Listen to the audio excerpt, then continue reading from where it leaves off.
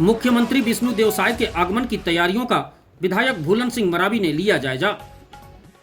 छत्तीसगढ़ के रजत जयंती समारोह का आगाज 20 अगस्त को सूरजपुर जिले में होने जा रहा है, जहां मुख्यमंत्री श्री विष्णु देव साय के प्रस्तावित दौरे को लेकर उत्साह चरम पर है।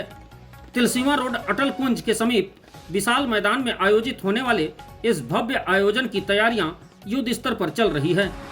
रविवार को प्रेमनगर विधायक भूलन सिंह मरावी ने कार्यक्रम स्थल का दौरा कर तैयारियों का जायजा लिया और जिला पंचायत सभा कक्ष में अधिकारियों के साथ महत्वपूर्ण बैठक की। बैठक में विधायक श्री मरावी ने आयोजन की सफलता के लिए अधिकारियों को स्पष्ट दिशा निर्देश दिए हैं। उन्होंने व्यवस्थाओं को समयबद्ध और त्रुटि रहित करने पर जोर दिया ताकि रजत महोत्सव का यह अवसर ऐतिहासिक और यादगार बन सके।